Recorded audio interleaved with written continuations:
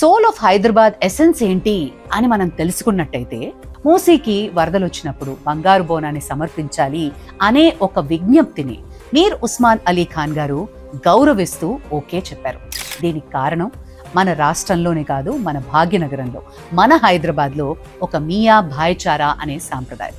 ఎక్కడి నుంచి ఎవరు వచ్చినా కానీ వాళ్ళని గౌరవించడం, వాళ్ళతో ఆప్యాయంగా మాట్లాడడం, వాళ్ళకి భోజనం పెట్టడం అన్నది మన హైదరాబాద్కే ప్రత్యేకత.